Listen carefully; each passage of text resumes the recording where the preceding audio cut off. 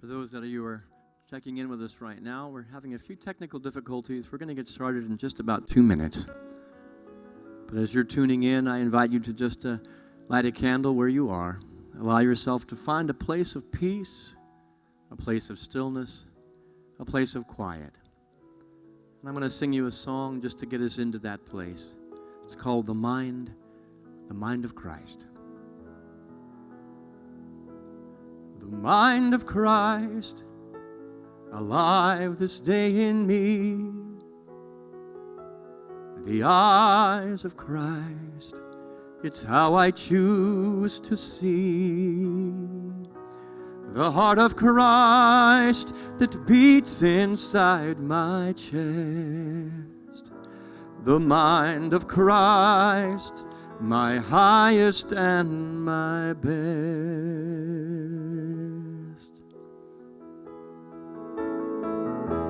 The mind of Christ, alive this day in me. The eyes of Christ, it's how I choose to see.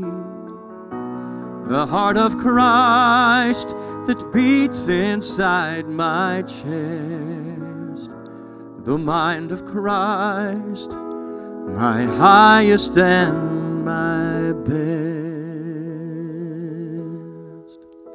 So welcome everybody. Welcome to the week that changed the world. We are walking this week the footsteps of our master teacher, our elder brother, our wayshower, or often known as the Christos, the man who was awake and aware to the Christos, which simply means the anointed one. We look at this man and the footsteps that he walked as an awakened master, as one who demonstrated the principle of Christos. You know, this whole passion story is alive. It is so alive, and it can be alive in each and every one of us this evening.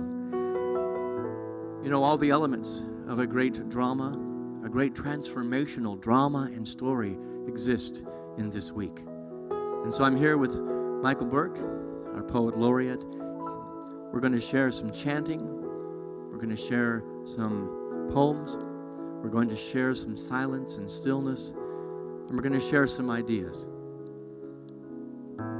The week that changed the world contains elements, pathos, ethos, logos, mythos, and kairos. All elements necessary for the transformation that happened 2,000 years ago. And elements that are necessary for the transformation that we invite in our still time this evening. And so I invite you to take a breath. Take a deep, deep cleansing breath. Maybe close your eyes and enter the sanctuary of your very being right where you are. And we begin with the recognition that this holy week was an emotional one. Pathos.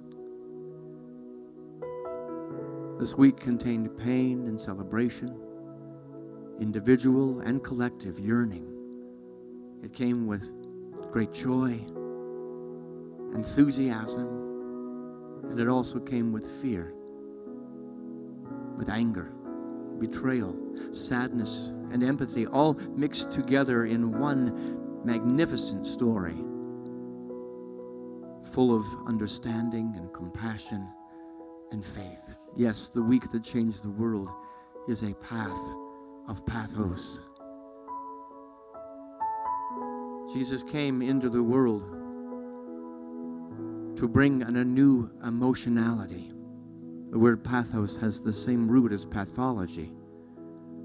Jesus came to look at the disease that was underlying the human condition.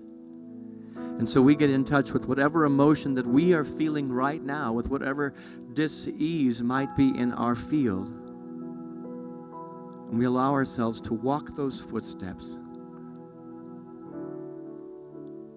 to be in our emotional body right now, just as Jesus did during this holy week. And so I invite you to sing these words with me. See me. Feel me. Let us feel the Christos. Touch me. Heal me. Take a deep breath and sing with me. See me, feel me, touch me, heal me. See me, feel me, touch me, heal me. Put yourself into the body of all those who are asking for healing, into the emotional body of the healer and the healed, the place of deep longing. As we sing 2 more times. See me, feel me, touch me, heal me. See me, feel me, touch me, heal me.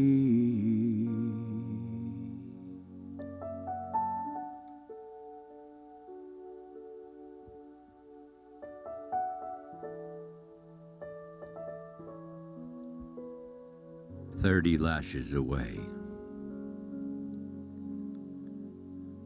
The slither is silent when the serpent is sacred.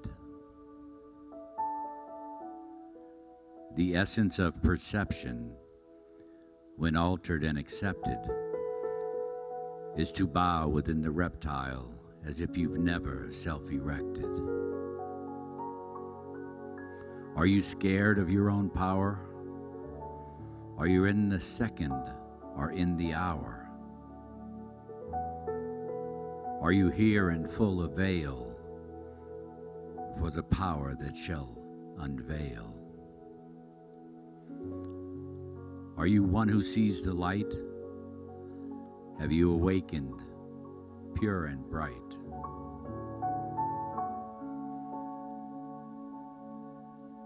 Under a star, above a manger, in the straw,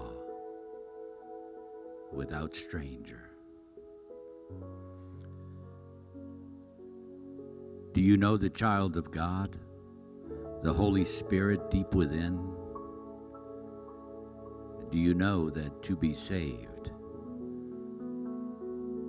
you must first be lost in sin? For to return is why we left, or rather, separated from the source. And now we are the magnet matter that draws design and charts a course to a place of symbiosis, a place of caring, warmth, and one, where we become what love allows, and love allows us to become.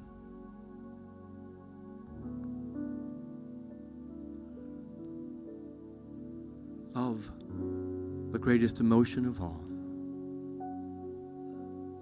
Let us sit for a moment in the pathos, in our feeling nature, our feeling body, in the energy of love.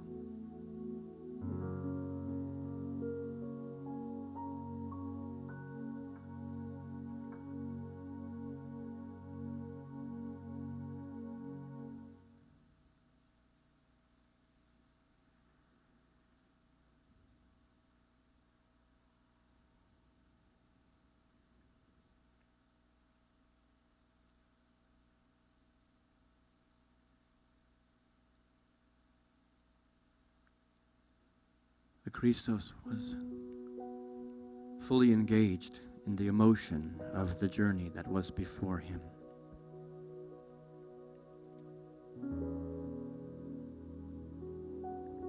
The Christos, alive in the man Jesus, was fully present with every step he took of the gamut of emotions,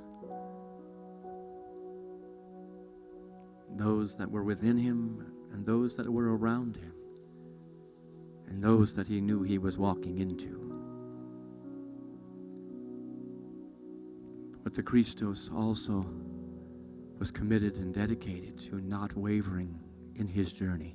That no matter the emotion felt or the emotion experienced,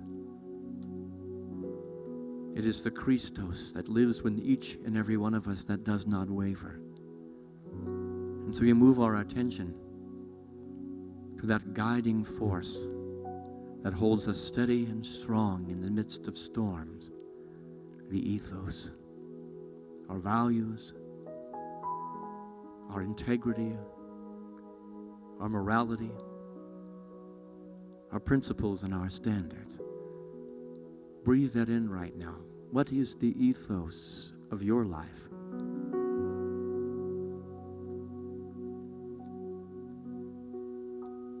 Easter week is a chance to check ourselves and to ask ourselves the questions, are we in congruity with what we have claimed as our standard? Are we in integrity with the truth that we know? Jesus did not change his opinion, his teachings, or his perspective from that which was his to do, no matter the difficulty or the temptation. So what was the ethos of this man? It was forgiveness. It was love. It was compassion. And it was oneness. So the ethos and the pathos joined together in an unbreakable bond of integrity. The Christos cannot and will not ever make exceptions to that which it is called to do. And so I invite you to sing with me, to be open and willing to the Christos, the Christ, the standard of your being, the essence of your being, as we sing our next song. I'm open and willing to allow the Christ to express in me, through me, as me. I am open and willing to allow the Christ to express in me, through me, as me. I am open and willing. I'm open and willing. I'm open and willing. I am. There is a part of you that is untouched by human experience. It is the ethos of your nature. It is the Christos of your nature. Let us sing one more time before our next poem. I'm open and willing to allow the Christ to express as me, through me, as me. I am open and willing to allow the Christ to express in me, through me, as me. I am open and willing.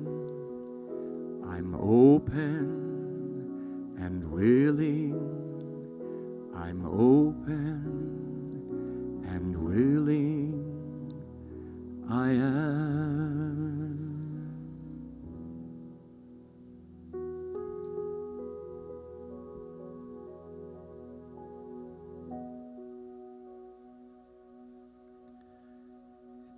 Deep inside of you, it lay inside in comfort, waiting to be shared. It wants to ride the forefront, only pure when it is bared,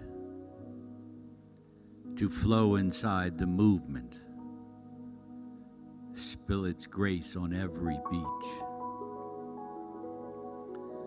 making light the heavy phases that weigh the steps we take to reach.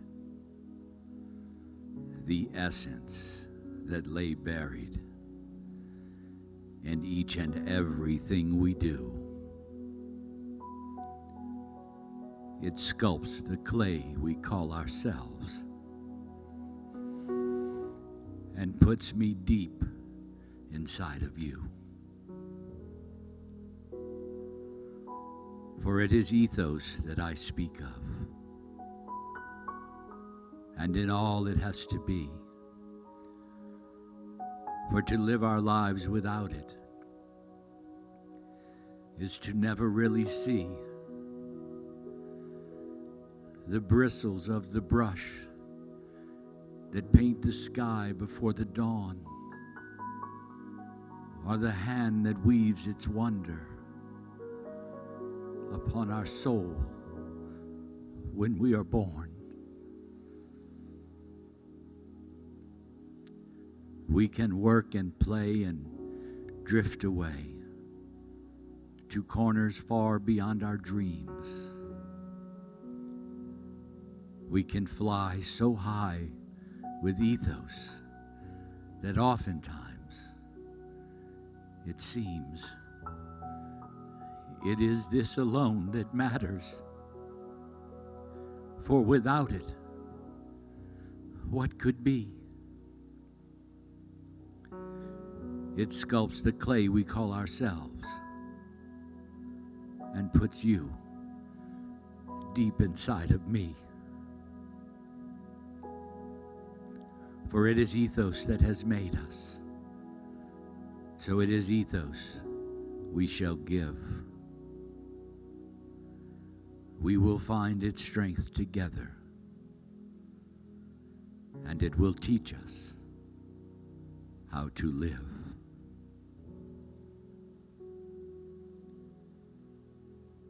As we move into our second period of silence, we get in touch with what is our due north. What is it that cannot be shaken within you? That which is constant, that which is eternal, just as the Christ found it. Let us find it now in a moment of silence.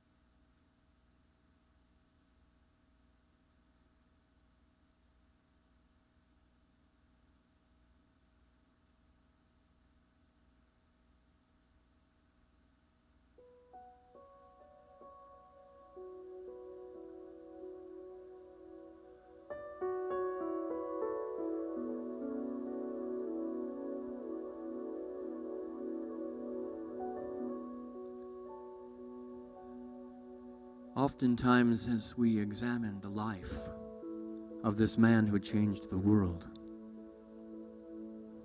it is easy to examine the emotion of the story, the integrity of the story, pathos and the ethos. But let us know that this truly was a master teacher.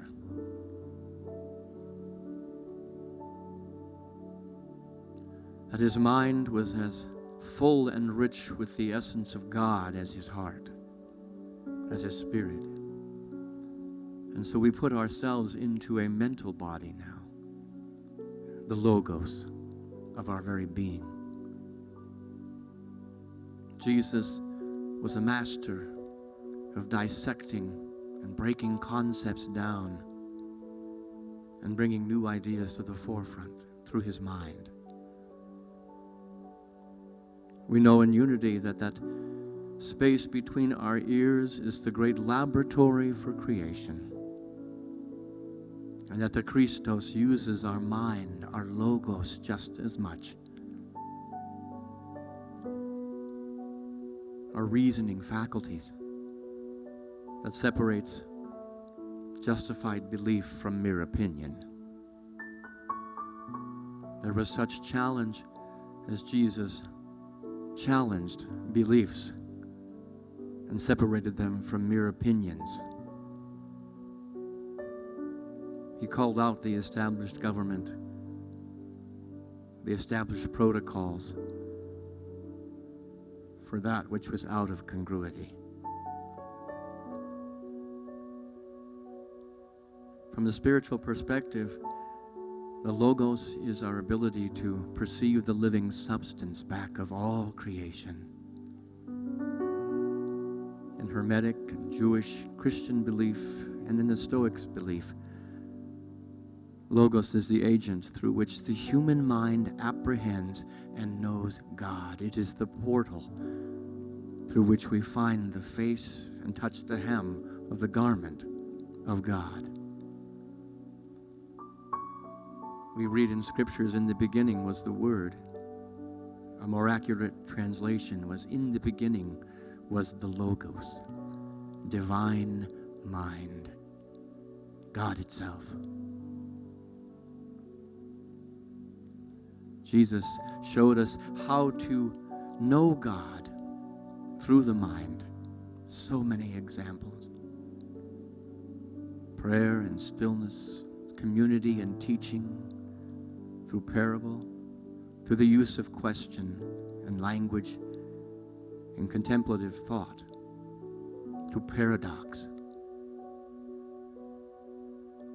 Let us find that place within our own being now as we sing our third song, giving thanks for the faculty of our mind and the ability to create, to challenge, to know through the Logos. As I think, so shall it be. As I know, so shall I see. As I feel, so let it be. God does great work through me. As I think, so shall it be. As I know, so shall I see.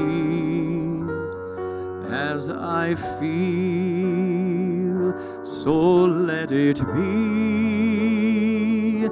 God does great work through me. One more time we sing this with deep gratitude for the gift of our mind, our thinking nature, the body of the Logos that we are. As I think, so shall it be. As I know, so shall I see. As I feel, so let it be. God does great work through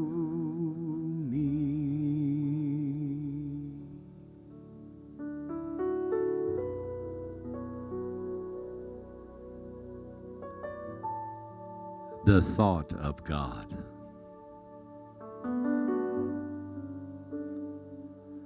When you realize that you are an expression of God,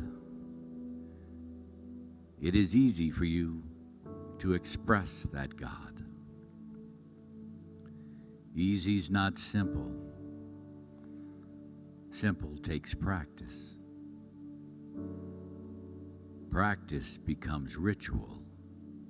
Ritual becomes easy. It is in our blood. It is in our bones. It is in our cells. Gratitude breeds altitude. And as we learn to fly, our wings teach us worship. For we are not only meant to worship, worship is what we are meant to be. For it is not in the act of worship that I exist. I exist because I am the act of worship. Worship is praise of faith unseen. Worship is love beyond thought. I know God in everlasting glory thought about me, and thus I became the thought of God.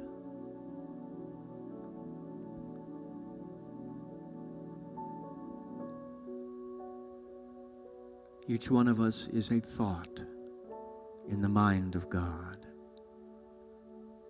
a divine idea within the one mind.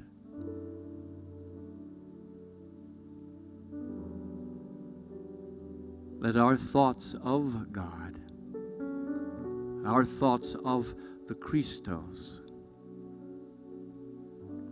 match the vibration of God's thought of us. In a period of silence, allow the Logos to live within you as you remember the divine idea that you are in the mind of God.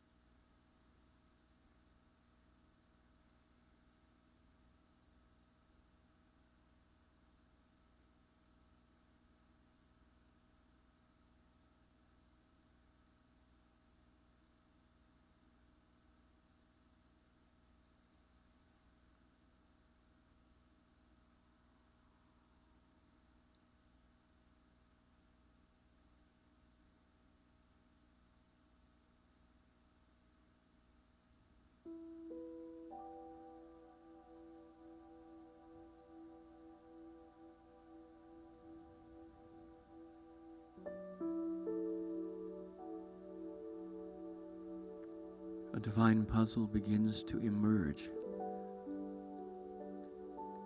as so many elements come together, necessary elements for the Christos to be resurrected this evening. The pathos and the ethos and the logos.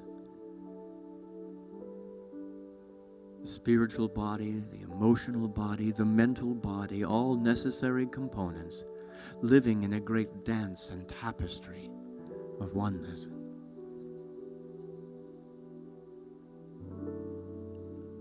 And as they do, as with any ethereal concept, we get to dance and to play in the land of mythos. So many questions about the week that changed the world. A story that has been handed down over and over and over again, written down and shifted and changed, altered. And so we explore the mythos of the story and the week that changed the world. The great Christian author C.S. Lewis says, "A myth is a lie that conveys a truth." And Isaac Asimov says that somewhere there is a kernel of truth behind the myth, however distorted that it might be.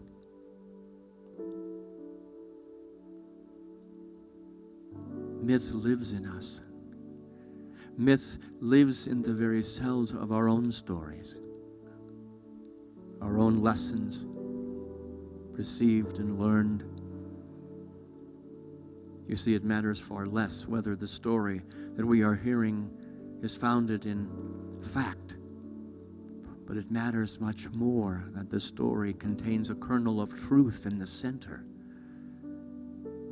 A kernel of truth that can grow into a mighty tree.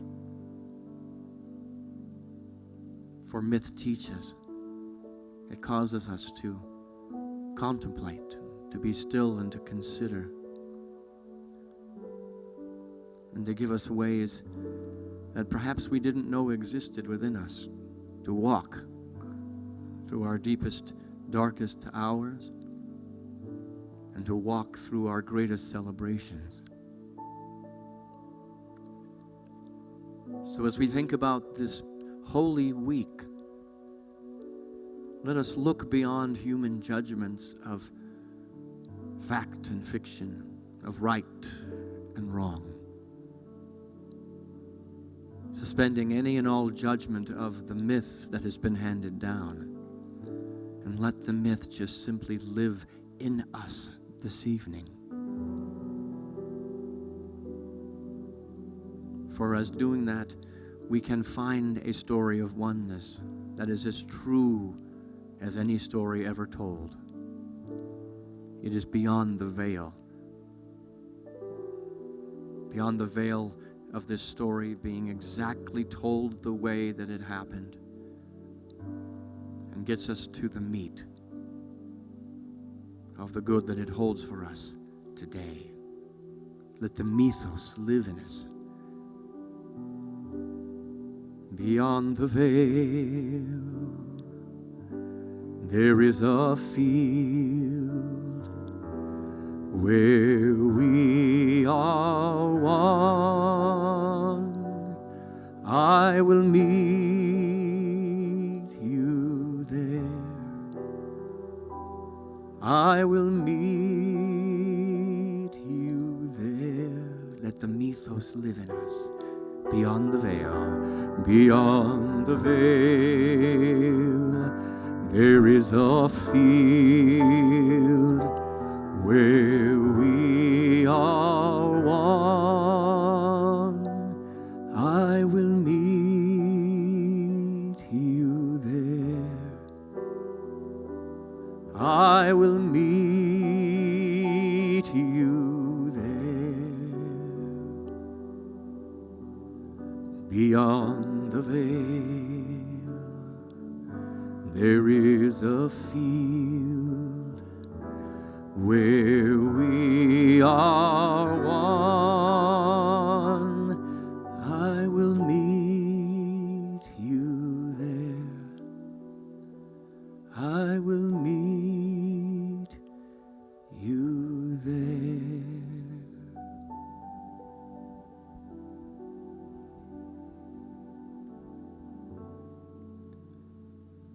The mayhem of mythos.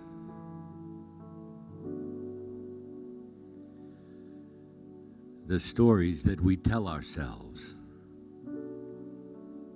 are some of the strongest illusions we create. For there's a story inside every story, and there's a fate inside every fate.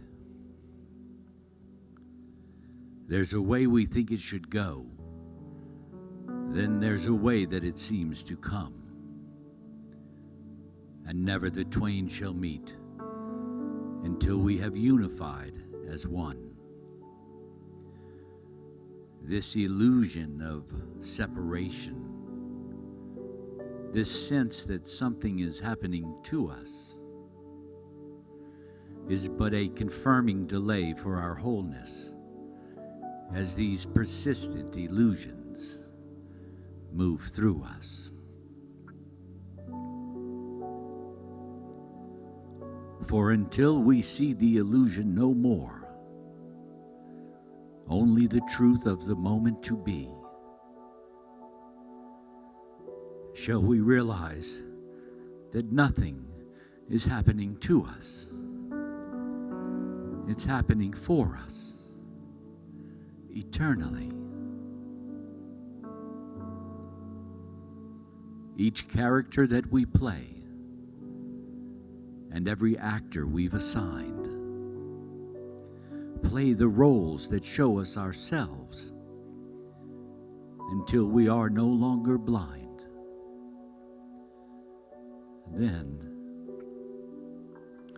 Then we see through God's own eyes how the union is so complete, and every doubt we've ever had suggests a lesson quite incomplete. For until we see that we are all, including every judgment we've ever made, we shall dance inside these illusions, deliriously dismayed, judging things with right or wrong and labeling good or bad. These are the mayhem of mythos, these illusions that drive us mad. For each of us are saints who often believe we are sinners.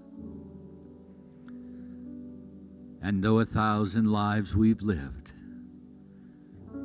we are forever just beginners. We are playing every role. We are the gist of every story. We are the anger in our agony and the God within our glory. For everything we need to know is already deep within our clay. Let's watch the stories we tell ourselves and not allow them to guide us astray. For we are more. Yes, we are more than the stories we tell. We are the source from whence they arrive. And source has no need for mayhem or the mythos that keeps it alive.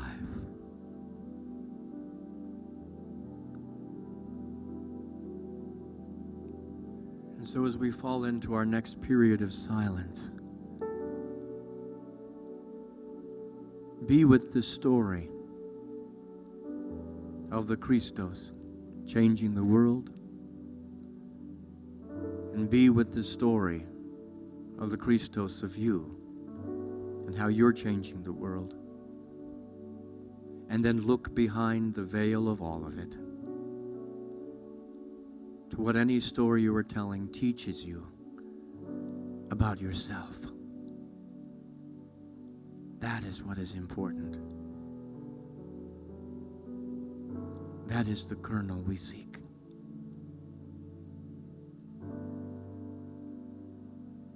That is the good underneath the myth. In the silence.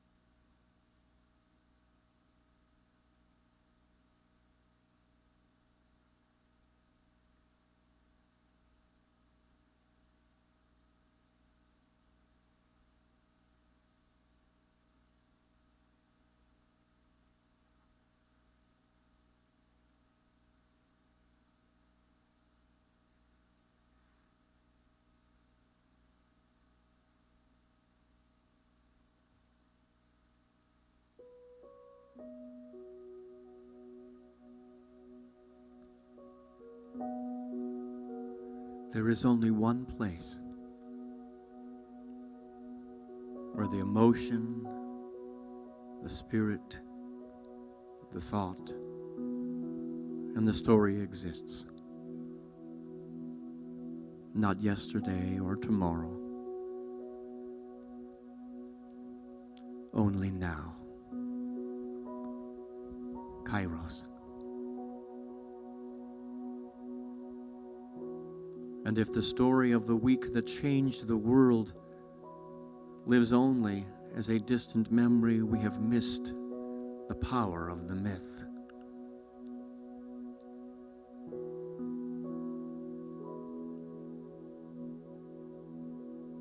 The fullness of time in this moment is where love exists. It is the right time for transformation. It is the moment of decision. It is the moment of guidance, Kairos time, freed from the limitations of yesterday and tomorrow.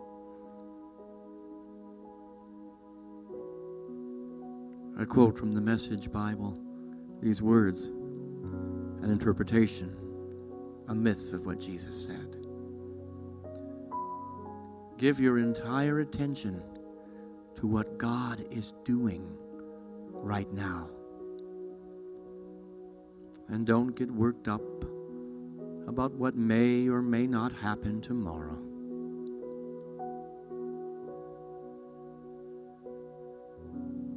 With all the emotion and the thought and the stories that swirled around this week and still swirl around this week and maybe swirl around the week that we have had, the month that we have had as a human race.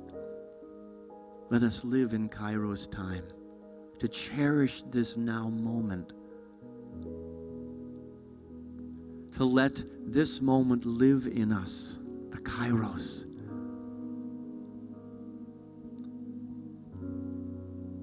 The story of a walk into Jerusalem, the story of a cross on Golgotha. Whether the facts are perfect or not make very little difference. Let us be present to the story, to the emotion, to the thought, to the integrity, and find the very face of God.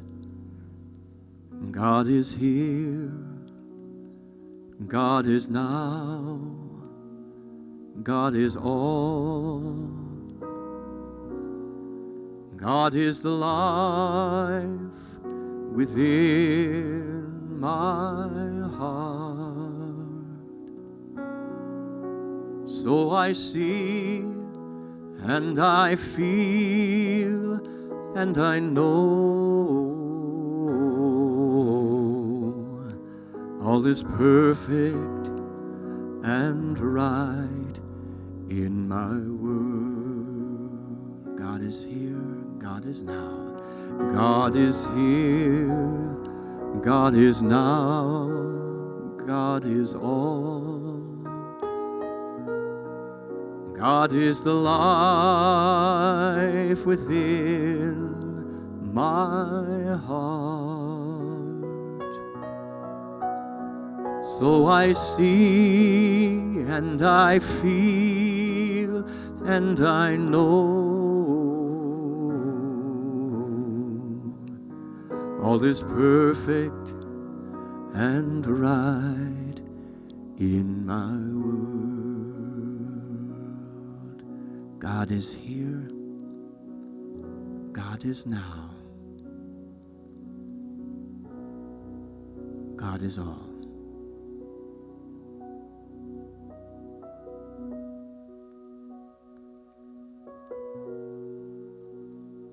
Jehovah of Hosea.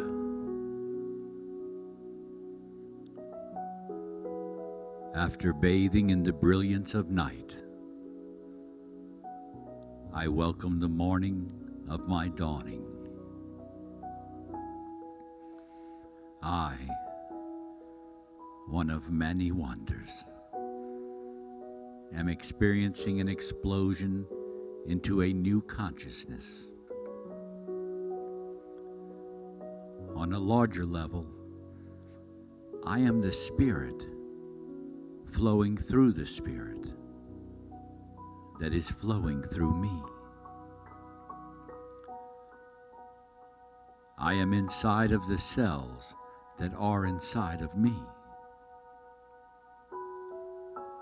I am the walk of my own stillness.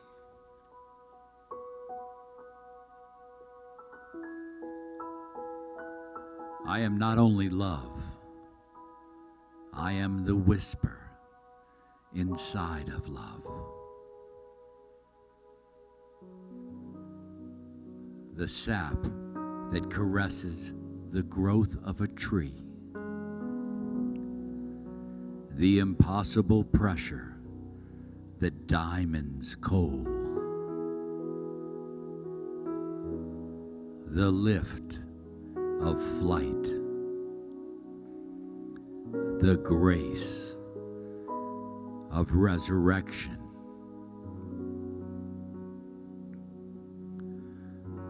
The stone was not rolled away for an exit. It was moved for our perception of glory. The stone was not rolled away for an exit. It was moved for our perception of glory.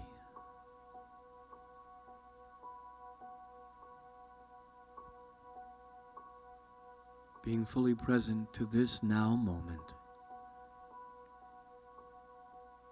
Roll away any stones. Not for any escape,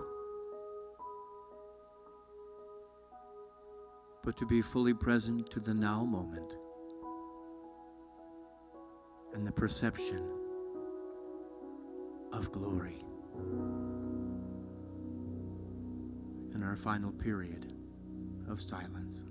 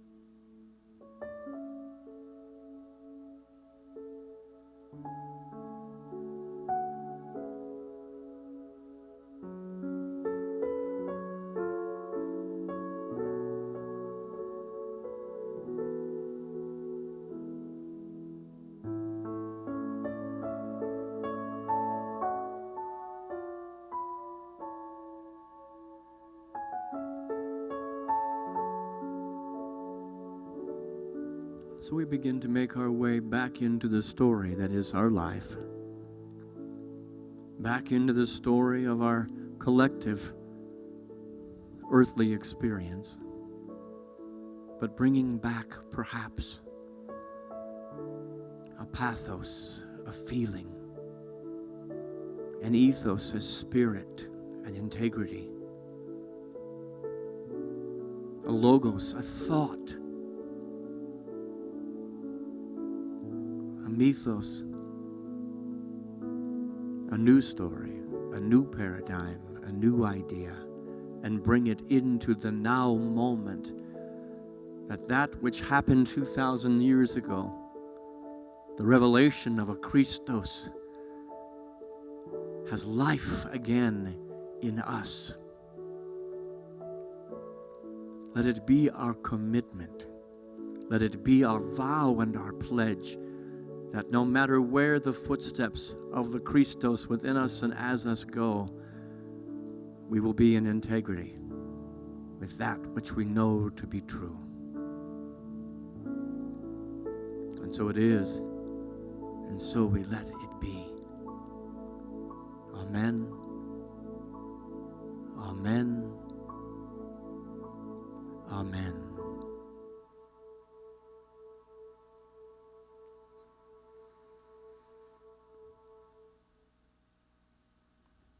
I want to thank all of you for being with us.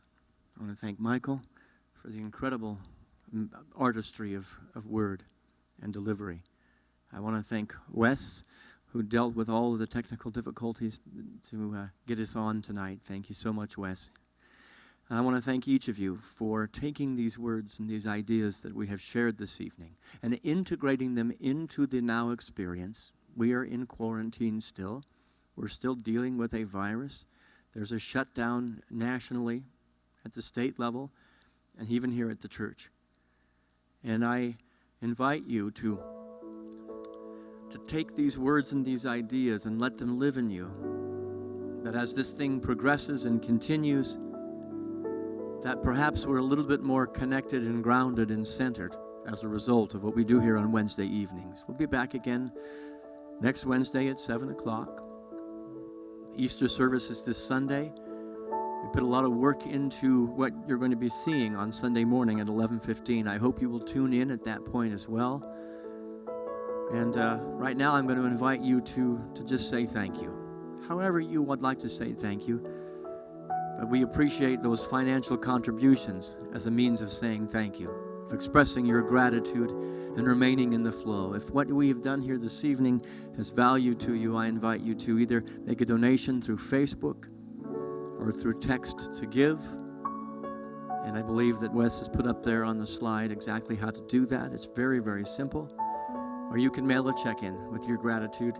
Just know that whatever gift you offer, it has great value to this community and is allowing this community to flourish in the midst of difficult times. We're all separate, but I think that we're discovering that at a deeper level we are all one.